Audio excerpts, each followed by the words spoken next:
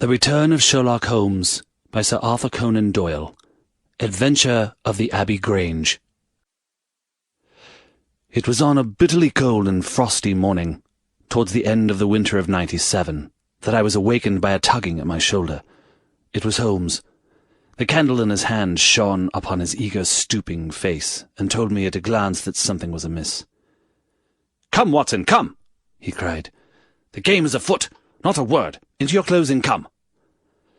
10 minutes later we were both in a cab, and rattling through the silent streets on our way to Charing Cross Station. The first faint winter's dawn was beginning to appear, and we could dimly see the occasional figure of an early workman as he passed us, blurred and indistinct in the opalescent London reek. Holmes nestled in silence into his heavy coat, and I was glad to do the same, for the air was most bitter, and neither of us had broken our fast. It was not until we had consumed some hot tea at the station and taken our places on the Kentish train that we were sufficiently thawed, he to speak and I to listen. Holmes drew a note from his pocket and read aloud. "Abbey Grange, Marsham, Kent, 3:30 a.m. My dear Mr. Holmes, I should be very glad of your immediate assistance in what promises to be a most remarkable case. It is something quite in your line. Except for releasing the lady, I will see that everything is kept exactly as I have found it, but I beg you not to lose an instant, as it is difficult to leave Sir Eustace there. Yours faithfully, Stanley Hopkins." "Hopkins has called me in 7 times, and on each occasion his summons has been entirely justified," said Holmes. "I fancy that every one of his cases has found its way into your collection, and I must admit, Watson, that you have some power of selection, which atones for much of what I deplore in your narratives. Your fatal habit of looking at everything from the point of view of a story, instead of as a scientific exercise, has ruined what might have been an instructive and even classical series of demonstrations. You slur over work of the utmost finesse and delicacy, in order to dwell upon sensational details, which may excite, but cannot possibly instruct the reader." "Why do you not do it yourself, then?" I said with some bitterness. "I will, my dear Watson, I will. At present I am, as you know, fairly busy, but I propose to devote my declining years to the composition of a textbook, which shall focus the whole art of detection into one volume. Our present research appears to be a case of murder." "You think Sir Eustace is dead, then?" "I should say so. Hopkins' writing shows considerable agitation, and he is not an emotional man. Yes, I gather there has been violence, and that the body is left for our inspection. A mere suicide would not have caused him to send for me. As to the release of the lady, it would appear that she has been locked in her room during the tragedy. We are moving in high life, Watson. Crackling paper, E.B. monogram, coat of arms, picturesque address. I think that friend Hopkins will live up to his reputation, and that we shall have an interesting morning. The crime was committed before 12 last night." "How can you possibly tell?" "By an inspection of the trains, and by reckoning the time. The local police had to be called in, and they had to communicate with Scotland Yard. Hopkins had to go out, and he, in turn, had to send for me. All that makes a fair night's work. Well, here we are at Chislehurst Station, and we shall soon set our doubts at rest." A drive of a couple of miles through narrow country lanes brought us to a park gate, which was opened for us by an old lodge-keeper, whose haggard face bore the reflection of some great disaster.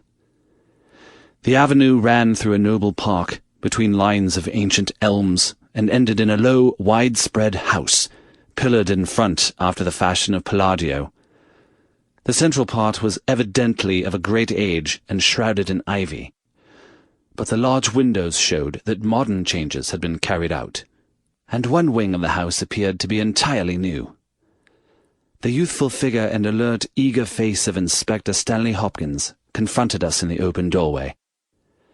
"I'm very glad you have come, Mr. Holmes, and you too, Dr. Watson, but indeed, if I had my time over again, I should not have troubled you, for since the lady has come to herself, she has given so clear an account of the affair that there is not much left for us to do. You remember that Lewisham gang of burglars?"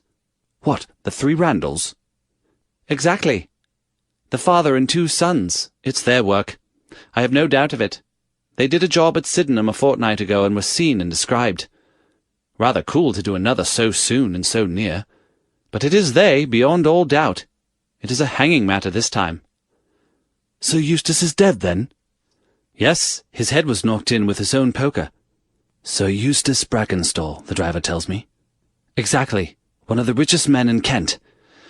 Lady Brackenstall is in the morning room, poor lady. She has had a most dreadful experience. She seemed half dead when I saw her first. I think you had best see her and hear her account of the facts. Then we will examine the dining room together." Lady Brackenstall was no ordinary person. Seldom have I seen so graceful a figure, so womanly a presence, and so beautiful a face. She was a blonde, golden-haired, blue-eyed, and would no doubt have had the perfect complexion which goes with such colouring, had not her recent experience left her drawn and haggard. Her sufferings were physical as well as mental, for over one eye rose a hideous plum-coloured swelling, which her maid, a tall, austere woman, was bathing assiduously with vinegar and water. The lady lay back exhausted upon a couch, but her quick, observant gaze, as we entered the room, and the alert expression of her beautiful features, showed that neither her wits nor her courage had been shaken by her terrible experience. She was enveloped in a loose dressing gown of blue and silver, but a black sequin-covered dinner dress lay upon the couch beside her. "I have told you all that happened, Mr. Hopkins," she said wearily. "Could you not repeat it for me? Well, if you think it necessary, I will tell these gentlemen what occurred. Have they been in the dining-room yet?" "I thought they had better hear it from your ladyship's story first." "I shall be glad when you can arrange matters. It is horrible to me to think of him still lying there." She shuddered and buried her face in her hands. As she did so, the loose gown fell back from her forearms. Holmes uttered an exclamation. "You have other injuries, madam. What is this?" 2 vivid red spots stood out on one of the white, round limbs. She hastily covered it. "It is nothing. It has no connection with this hideous business tonight. If you and your friend will sit down, I will tell you all I can. I am the wife of Sir Eustace Brackenstall. I have been married about a year. I suppose that it is no use my attempting to conceal that our marriage has not been a happy one. I fear that all our neighbours will tell you that, even if I were to attempt to deny it. Perhaps the fault may be partly mine. I was brought up in the freer, less conventional atmosphere of South Australia, and this English life, with its proprieties and its primness, is not congenial to me. But the main reason lies in the one fact which is notorious to everyone, and that is that Sir Eustace was a confirmed drunkard. To be with such a man for an hour is unpleasant. Can you imagine what it means for a sensitive and high-spirited woman to be tied to him for day and night? It is a sacrilege, a crime, a villainy to hold that such a marriage is binding. I say that these monstrous laws of yours will bring a curse upon the land. God will not let such wickedness endure." For an instant she sat up, her cheeks flushed, and her eyes blazing from under the terrible mark upon her brow. Then the strong, soothing hand of the austere maid drew her head down and onto the cushion, and the wild anger died away into a passionate sobbing. At last she continued, "I will tell you about last night. You are aware, perhaps, that in this house all the servants sleep in the modern wing. This central block is made up of the dwelling rooms, with the kitchen behind and our bedroom above. My maid, Teresa, sleeps above my room. There is no one else, and no sound could alarm those who are in the farther wing. This must have been well known to the robbers, or they would not have acted as they did. Sir Eustace retired about 10:30. The servants had already gone to their quarters. Only my maid was up, and she had remained in her room at the top of the house until I needed her services. I sat until after 11 in this room, absorbed in a book. Then I walked round to see that all was right before I went upstairs. It was my custom to do this myself, for, as I have explained, Sir Eustace was not always to be trusted. I went into the kitchen, the butler's pantry, the gun-room, the billiard-room, the drawing-room, and finally the dining-room. As I approached the window, which is covered with thick curtains, I suddenly felt the wind blow upon my face, and realized that it was open. I flung the curtain aside and found myself face to face with a broad-shouldered elderly man who had just stepped into the room. The window is a long French one, which rarely forms a door leading to the lawn. I held my bedroom candle lit in my hand, and by its light, behind the first man, I saw two others, who were in the act of entering. I stepped back, but the fellow was on me in an instant. He caught me first by the wrist, and then by the throat. I opened my mouth to scream, but he struck me a savage blow with his fist, over the eye, and felled me to the ground.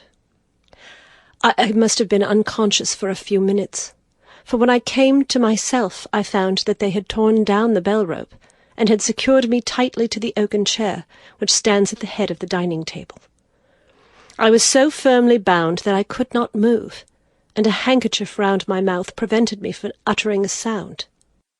It was at this instant that my unfortunate husband entered the room. He had evidently heard some suspicious sounds, and he came prepared for such a scene as he found. He was dressed in nightshirt and trousers, with his favourite blackthorn cudgel in his hand.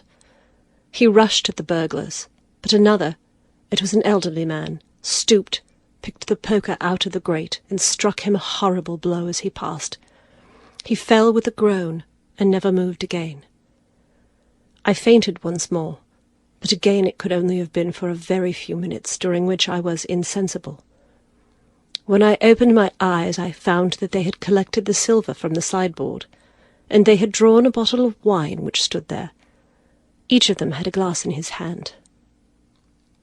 I have already told you, have I not, that one was elderly, with a beard, and the others young, hairless lads.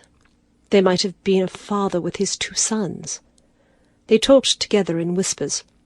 Then they came over and made sure that I was securely bound. Finally they withdrew, closing the window after them. It was quite a quarter of an hour before I got my mouth free.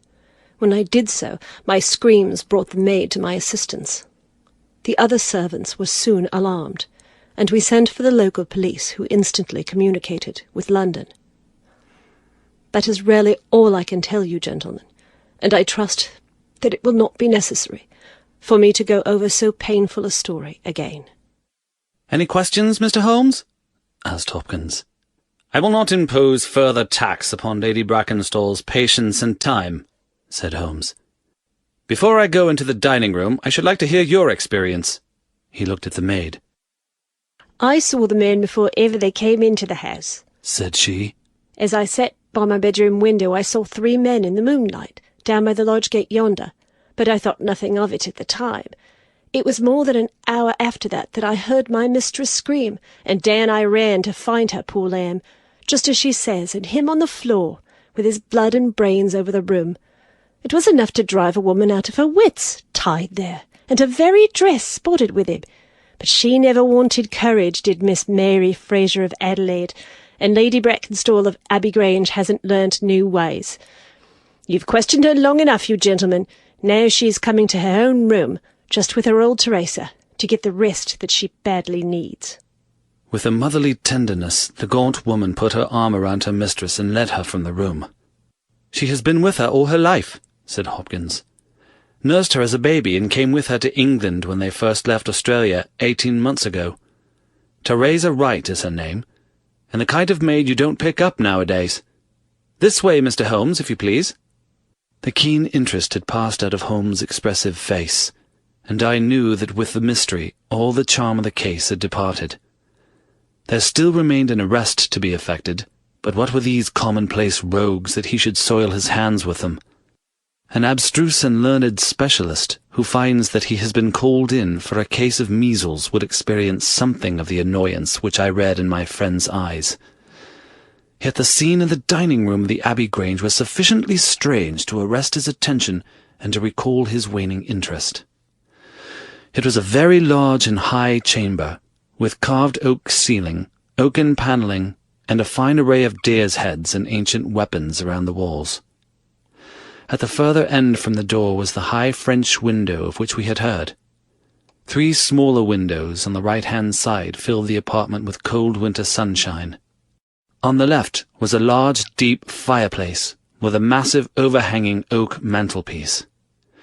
Beside the fireplace was a heavy oaken chair with arms and crossbars at the bottom.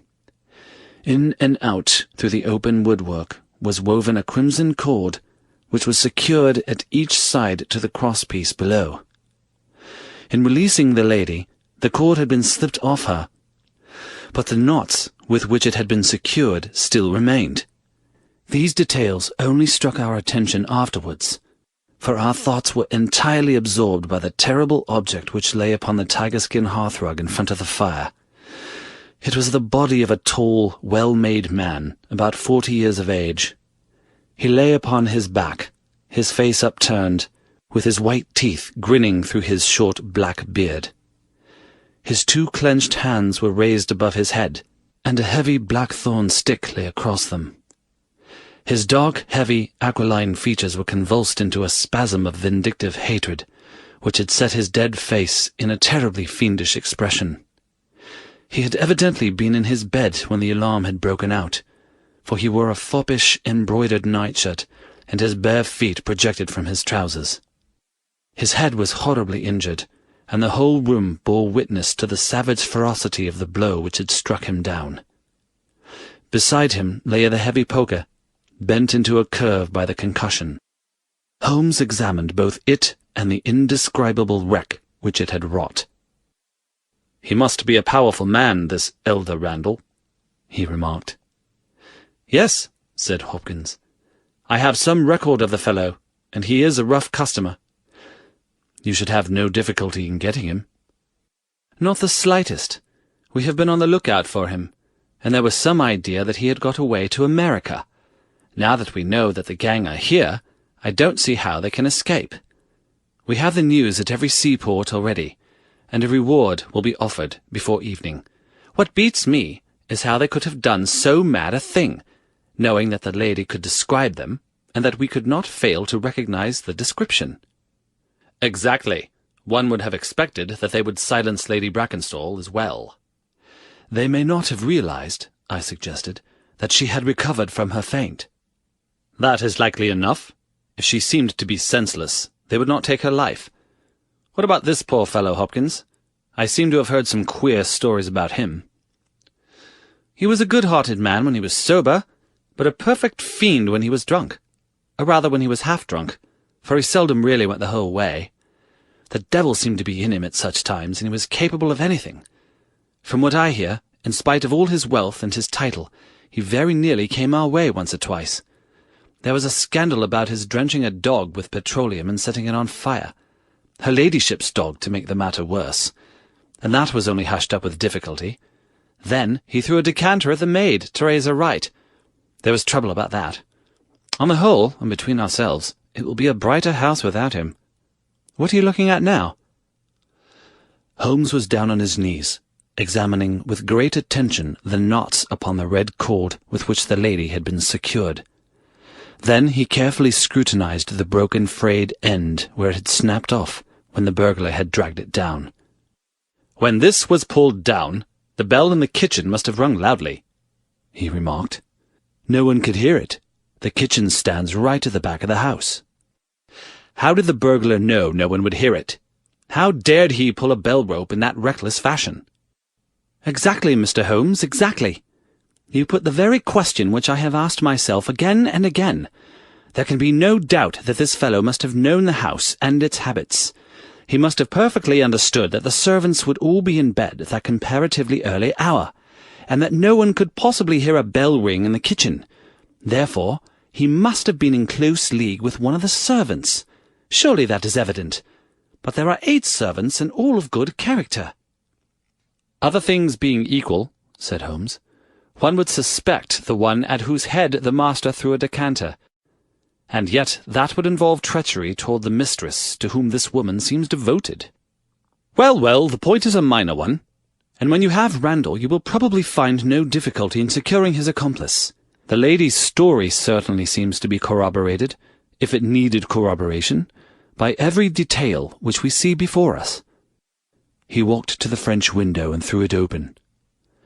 "There are no signs here, but the ground is iron hard, and one would not expect them. I see these candles on the mantelpiece have been lighted. Yes, it was by their light and that of the lady's bedroom candle that the burglars saw their way about." "And what did they take?" "Well, they did not take much, only half a dozen articles of plate off the sideboard. Lady Brackenstall thinks that they were themselves so disturbed by the death of Sir Eustace that they did not ransack the house as they would otherwise have done." "No doubt that is true. And yet they drank some wine, I understand." "To steady their nerves."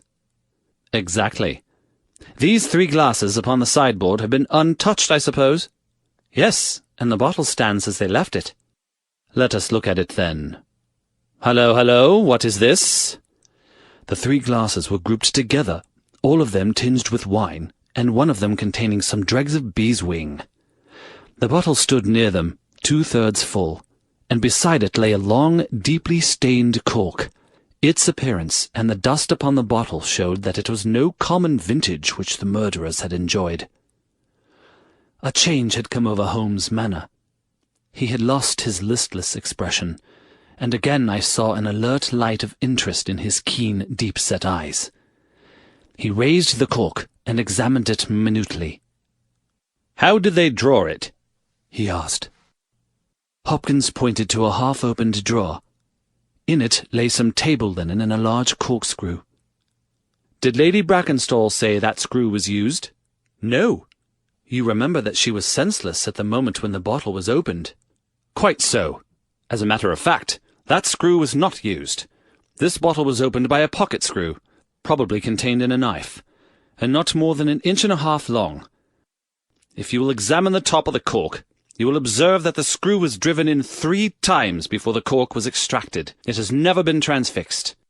This long screw would have transfixed it and drawn it up with a single pull. When you catch this fellow, you will find that he has one of these multiplex knives in his possession." "Excellent," said Hopkins. "But these glasses do puzzle me, I confess. Lady Brackenstall actually saw these men drinking, did she not?" "Yes, she was clear about that." "Then there is an end of it. What more is to be said? And yet you must admit that the 3 glasses are very remarkable, Hopkins." "What? You see nothing remarkable? Well, well, let it pass. Perhaps when a man has special knowledge and special powers like my own, it rather encourages him to seek a complex explanation when a simpler one is at hand. Of course, it must be a mere chance about the glasses. Well, good morning, Hopkins. I don't see that I can be of any use to you, and you appear to have your case very clear. You will let me know when Randall is arrested, and any further developments which may occur. I trust I shall soon have to congratulate you upon a successful conclusion. Come, Watson, I fancy that we may employ ourselves more profitably at home." During our return journey, I could see by Holmes' face that he was much puzzled by something which he had observed. Every now and then, by an effort, he would throw off the impression and talk as if the matter were clear, but then his doubts would settle down upon him again, and his knitted brows and abstracted eyes would show that his thoughts had gone back once more to the great dining-room of the Abbey Grange, in which this midnight tragedy had been enacted. At last, by a sudden impulse, just as our train was calling out of a suburban station, he sprang on to a platform and pulled me out after him. "I am sorry to make you the victim of what may seem a mere whim, but on my life, Watson, I simply can't leave that case in this condition. Every instinct that I possess cries out against it. It's wrong. It's all wrong. I'll swear that it's wrong. And yet the lady's story was complete. The maid's corroboration was sufficient. The detail was fairly exact. What have I to put up against that? 3 wine-glasses. That is all. But if I had not taken things for granted, if I had examined everything with the care which I should have shown had we approached the case de novo, and had no cut-and-dried story to warp my mind, should I not have then found something more definite to go upon? Of course I should. Sit down on this bench, Watson, until a train for Chislehurst arrives, and allow me to lay the evidence before you, imploring you in the first instance to dismiss from your mind the idea that anything which the maid or her mistress may have said must necessarily be true. The lady's charming personality must not be permitted to warp our judgment. Surely there are details in her story which, if we looked at it in cold blood, would excite our suspicion. These burglars made a considerable haul at Sydenham a fortnight ago. Some account of them and their appearance was in the papers, and would naturally occur to anyone who wished to invent a story in which imaginary robbers should play a part. As a matter of fact, burglars who have done a good stroke of business are, as a rule, only too glad to enjoy the proceeds in peace and quiet without embarking on another perilous undertaking. Again, it is unusual for burglars to operate at so early an hour. It is unusual for burglars to strike a lady to prevent her screaming, since one would imagine that was the sure way to make her scream. It is unusual for them to commit murder when their numbers are sufficient to overpower one man. It is unusual for them to be content with a limited plunder when there was much more within their reach. And finally, I should say, that it is very unusual for such men to leave a bottle half empty. How do all these unusuals strike you, Watson? Their cumulative effect is certainly considerable, and yet each of them is quite possible in itself. The most unusual thing of all, as it seems to me, is that the lady should be tied to the chair. Well, I am not so clear about that, Watson, for it is evident that they must either kill her, or else secure her in such a way that she could not give immediate notice of their escape. But at any rate, I have shown, have I not, that there is a certain element of improbability about the lady's story. And now, on top of this, comes the incident of the wine-glasses. What about the wine-glasses? Can you see them clearly in your mind's eye? I see them clearly. We are told that 3 men drank from them. Does that strike you as likely? Why not? There was wine in each glass. Exactly, but there was beeswing only in one glass. You must have noticed that fact. What does that suggest to your mind?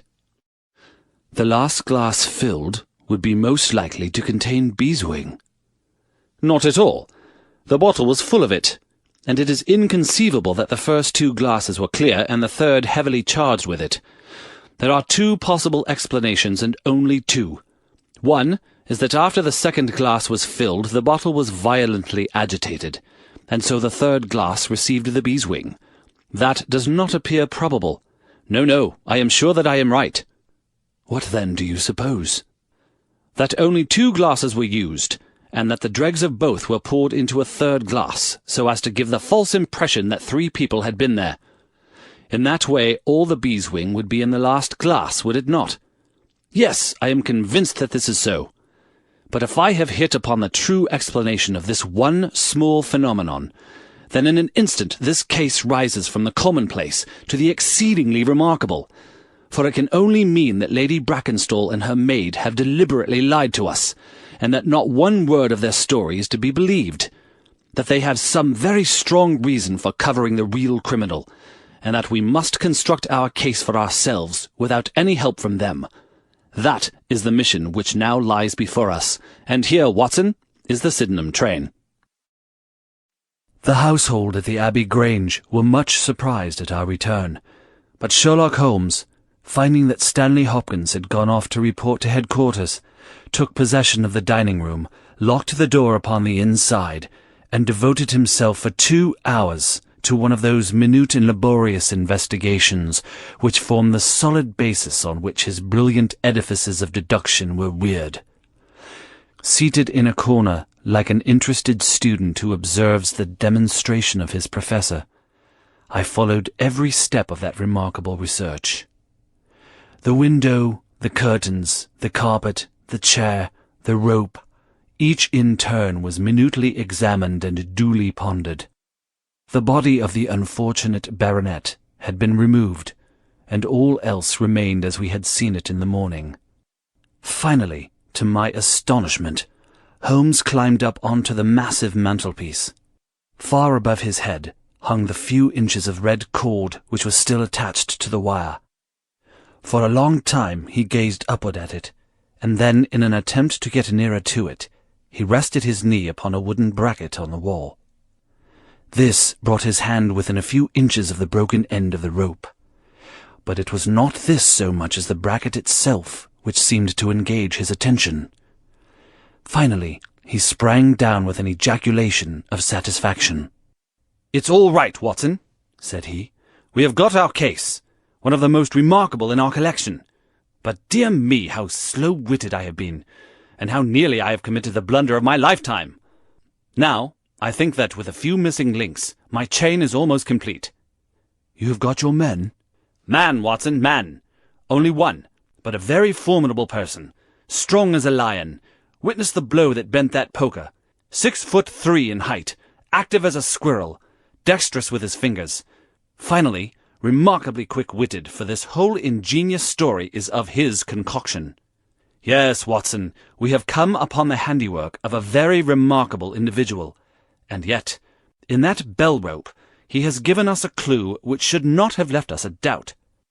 "Where was the clue?" "Well, if you were to pull down a bell-rope, Watson, where would you expect it to break? Surely at the spot where it is attached to the wire. Why should it break 3 inches from the top, as this one has done?" "Because it is frayed there." "Exactly. This end, which we can examine, is frayed. He was cunning enough to do that with his knife. But the other end is not frayed. You could not observe that from here, but if you were on the mantelpiece you would see that it is cut clean off without any mark of fraying whatever. You can reconstruct what occurred. The man needed the rope. He would not tear it down for fear of giving the alarm by ringing the bell. What did he do? He sprang up on the mantelpiece, could not quite reach it, put his knee on the bracket, you will see the impression in the dust, and so got his knife to bear upon the cord. I could not reach the place by at least 3 inches. From what I infer, he is at least 3 inches a bigger man than I. Look at that mark upon the seat of the oaken chair. What is it?" "Blood." "Undoubtedly it is blood. This alone puts the lady's story out of court. If she was seated on the chair when the crime was done, how comes that mark? No, she was placed in the chair after the death of her husband. I'll wager that the black dress shows a corresponding mark to this. We have not yet met our Waterloo, Watson, but this is our Marengo, for it begins in defeat and ends in victory. I should like now to have a few words with the nurse, Teresa. We must be wary for a while, if we are to get the information which we want." She was an interesting person, this stern Australian nurse. Taciturn, suspicious, ungracious. It took some time before Holmes' pleasant manner and frank acceptance of all that she said thawed her into a corresponding amiability. She did not attempt to conceal her hatred for her late employer. "Yes, sir. It is true that he threw the decanter at me. I heard him call my mistress a name, and I told him he would not dare to speak so if her brother had been there. Then it was that he threw it at me. He might have thrown a dozen if he had but left my bonny bird alone. He was forever ill-treating her, and she too proud to complain. She will not tell me even all that he has done to her. She never told me of those marks on her arm that you saw this morning, but I know very well that they come from a stab with a hat-pin. The sly devil! God forgive me that I should speak of him so now that he is dead, but a devil he was if ever one walked the earth. He was all honey when first we met him, only 18 months ago, and we both feel as if it were 18 years. She had only just arrived in London. Yes, it was her first voyage. She had never been from home before. He won her with his title and his money and his false London ways. If she made a mistake, she has paid for it, if ever a woman did. What month did we meet him? Well, I tell you, it was just after we arrived. We arrived in June, and it was July. They were married in January of last year. Yes, she is down in the morning room again, and I've no doubt she will see you, but you must not ask too much of her, for she has gone through all that flesh and blood will stand." Lady Brackenstall was reclining on the same couch, but looked brighter than before. The maid had entered with us, and began once more to foment the bruise upon her mistress's brow. "I hope," said the lady, "that you have not come to cross-examine me again." "No," Holmes answered in his gentlest voice. "I will not cause you any unnecessary trouble, Lady Brackenstall, and my whole desire is to make things easy for you, for I am convinced that you are a much-tried woman.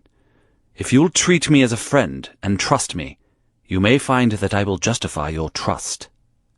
"What do you want me to do?" "To tell me the truth." "Mr. Holmes!" No, Lady Brackenstall. It is no use. You may have heard of any little reputation which I possess. I will stake it all on the fact that your story is an absolute fabrication." Mistress and maid were both staring at Holmes with pale faces and frightened eyes. "You are an impudent fellow," cried Teresa. "Do you mean to say that my mistress has told a lie?" Holmes rose from his chair. "Have you nothing to tell me?" "I have told you everything." "Think once more, Lady Brackenstall. Would it not be better to be frank?" For an instant there was hesitation in her beautiful face. Then some new strong thought caused it to set like a mask. "I have told you all I know." Holmes took his hat and shrugged his shoulders. "I am sorry," he said, and without another word we left the room and the house. There was a pond in the park, and to this my friend led the way. It was frozen over, but a single hole was left for the convenience of a solitary swan.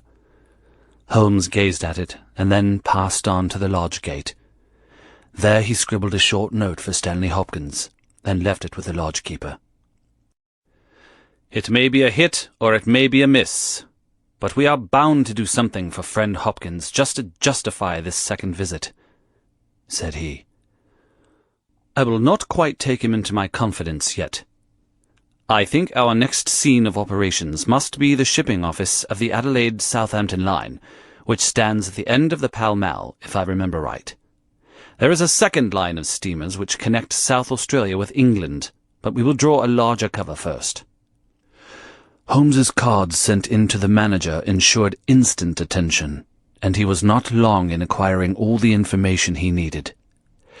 In June of '95, only one of their line had reached a home port. It was the Rock of Gibraltar, their largest and best boat. A reference to the passenger list showed that Miss Fraser of Adelaide, with her maid, had made the voyage in her. The boat was now somewhere south of the Suez Canal, on her way to Australia. Her officers were the same as in '95, with one exception. The first officer, Mr. Jack Croker, had been made a captain and was to take charge of their new ship, the Bass Rock, sailing in 2 days' time from Southampton. He lived at Sydenham, but he was likely to be in that morning for instructions, if we cared to wait for him. No, Mr. Holmes had no desire to see him, but would be glad to know more about his record and character. His record was magnificent. There was not an officer in the fleet to touch him. As to his character, he was reliable on duty, but a wild, desperate fellow off the deck of his ship, hot-headed, excitable, but loyal, honest, and kind-hearted. That was the pith of the information with which Holmes left the office of the Adelaide-Southampton Company. Thence he drove to Scotland Yard, but instead of entering, he sat in his cab with his brows drawn down, lost in profound thought. Finally, he drove round to the Charing Cross telegraph office, sent off a message, and then, at last, we made for Baker Street once more. "No, I couldn't do it, Watson," said he as we re-entered our room. "Once that warrant was made out, nothing on earth would save him. Once or twice in my career, I feel that I have done more real harm by my discovery of the criminal than ever he had done by his crime. I have learnt caution now, and I had rather play tricks with the law of England than with my own conscience. Let us know a little more before we act." Before evening, we had a visit from Inspector Stanley Hopkins. Things were not going very well with him. "I believe that you are a wizard, Mr. Holmes. I really do sometimes think that you have powers that are not human. Now how on earth could you know that the stolen silver was at the bottom of that pond?" "I didn't know it." "But you told me to examine it." "You got it, then?" "Yes, I got it." "I am very glad if it helped you." "But you haven't helped me. You have made the affair far more difficult. What sort of burglars are they who steal silver and then throw it into the nearest pond?" "It was certainly rather eccentric behavior. I was merely going on the idea that if the silver had been taken by persons who did not want it, who merely took it for a blind, as it were, then they would naturally be anxious to get rid of it." "But why should such an idea cross your mind?" "Well, I thought it was possible. When they came out through the French window, There was the pond with one tempting little hole in the ice right in front of their noses. Could there be a better hiding place? Ah, a hiding place! That is better! Cried Stanley Hopkins. Yes, I see it all now. It was early. There were folk upon the roads. They were afraid of being seen with the silver, so they sank it in the pond, intending to return for it when the coast was clear. Excellent, Mr. Holmes. That is better than your idea of a blind. Quite so. You have got an admirable theory. I have no doubt that my own ideas were quite wild, but you must admit that they have ended in discovering the silver. Yes, sir, yes, it was all your doing. But I have had a setback. A setback? Yes, Mr. Holmes. The Randall gang were arrested in New York this morning. Dear me, Hopkins, that is certainly rather against your theory that they committed the murder in Kent last night. It is fatal, Mr. Holmes, absolutely fatal. Still, there are other gangs of 3 besides the Randalls, or it may be some new gang of which the police have never heard. Quite so, it is perfectly possible. What, are you off? Yes, Mr. Holmes. There is no rest for me until I have got to the bottom of the business. I suppose you have no hint to give me? I have given you one. Which? Well, I suggested a blind. But why, Mr. Holmes, why? Ah, that's the question, of course. But I commend the idea to your mind. You might possibly find that there was something in it.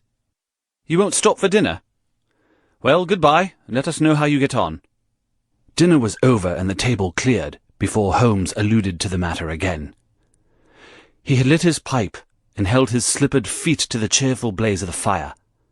Suddenly he looked at his watch. I expect developments, Watson. When? Now, within a few minutes. I dare say you thought I acted rather badly to Stanley Hopkins just now. I trust your judgment. A very sensible reply, Watson. You must look at it this way. What I know is unofficial. What he knows is official. I have the right to private judgment, but he has none. He must disclose all, or he is a traitor to his service.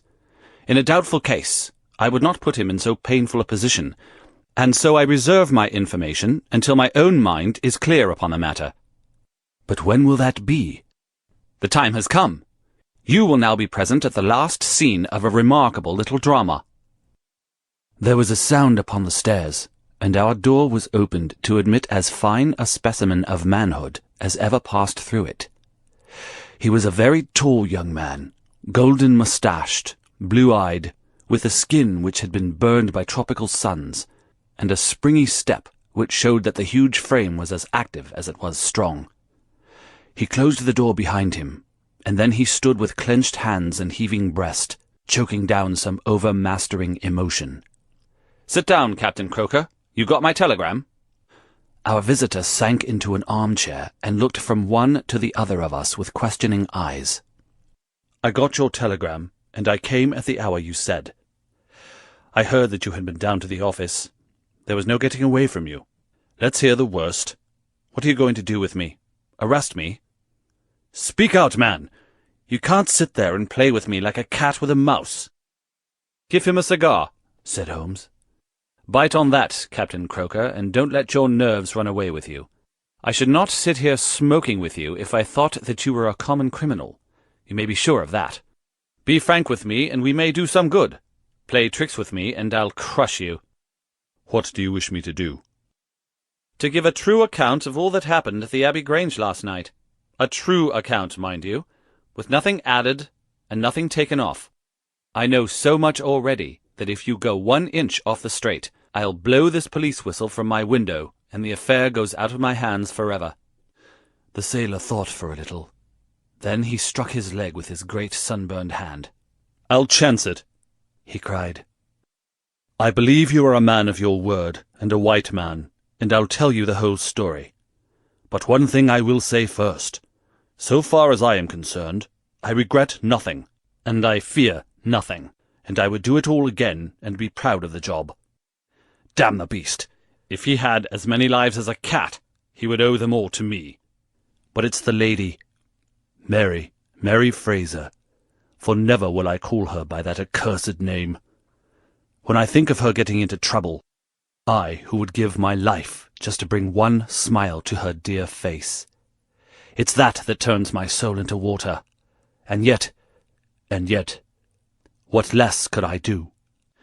I'll tell you my story, gentlemen, and then I'll ask you, as man to man, what less could I do? I must go back a bit.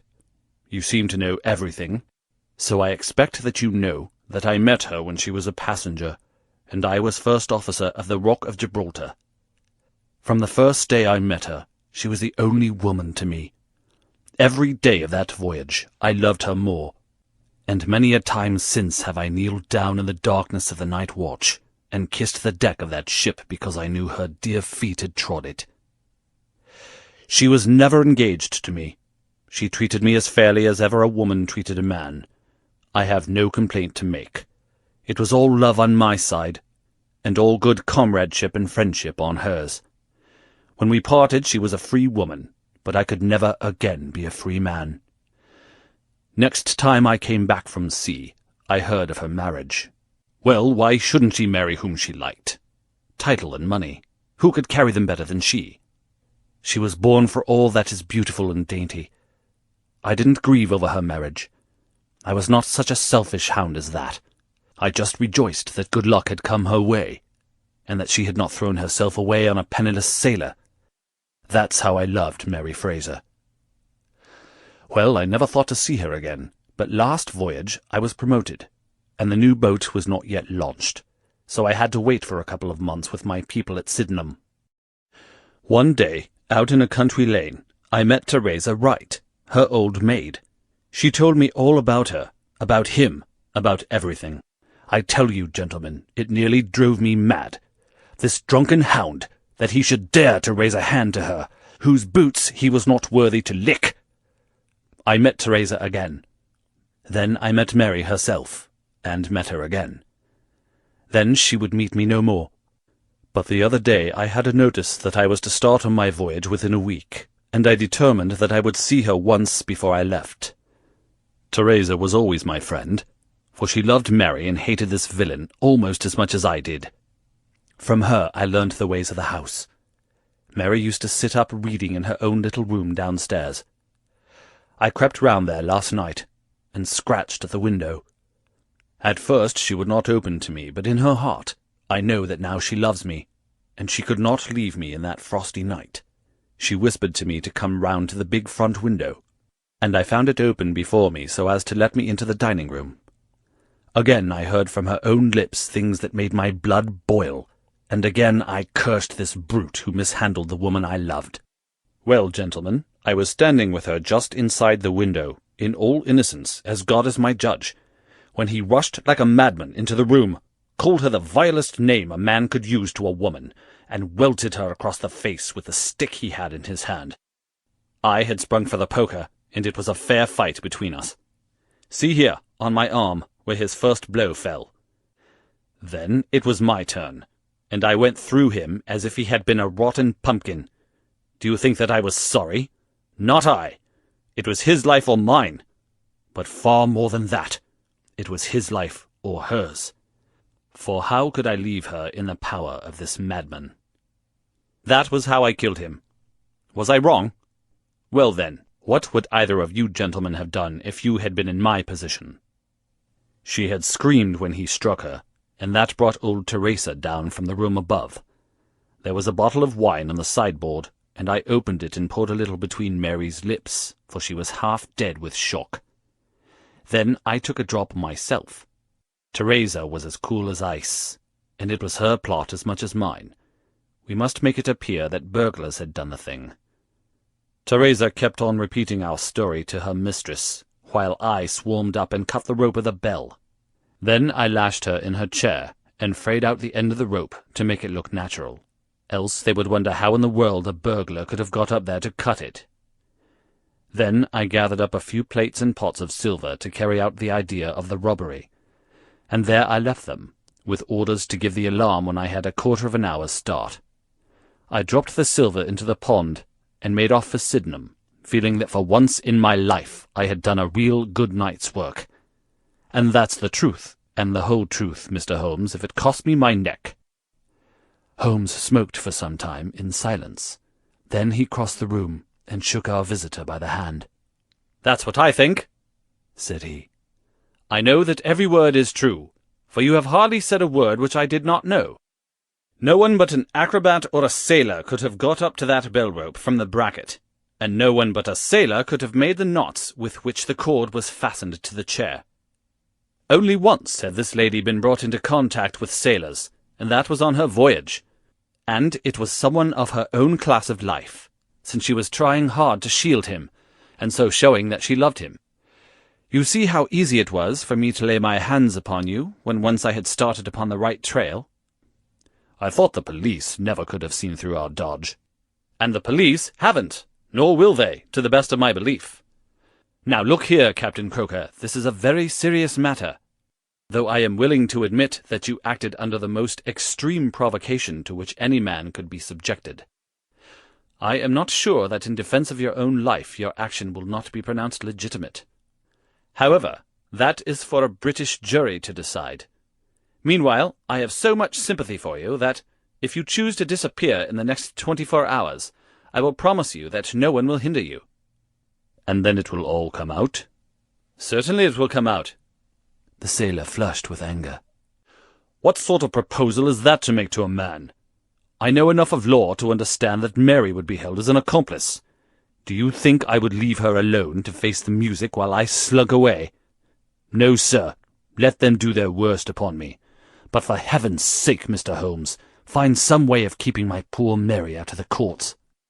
Holmes, for a second time, held out his hand to the sailor. "I was only testing you, and you ring true every time. Well, it is a great responsibility that I take upon myself, but I have given Hopkins an excellent hint, and if he can't avail himself of it, I can do no more. See here, Captain Croker, we will do this in due form of law. You are the prisoner. Watson, you are a British jury, and I never met a man who was more eminently fitted to represent one. I am the judge. Now, gentlemen of the jury, you have heard the evidence. Do you find the prisoner guilty or not guilty?" "Not guilty, my lord," said I. "Vox populi, vox Dei. You are acquitted, Captain Croker. So long as the law does not find some other victim, you are safe from me. Come back to this lady in a year, and may her future and yours justify us in the judgment which we have pronounced this night." End of the adventure of the Abbey Grange.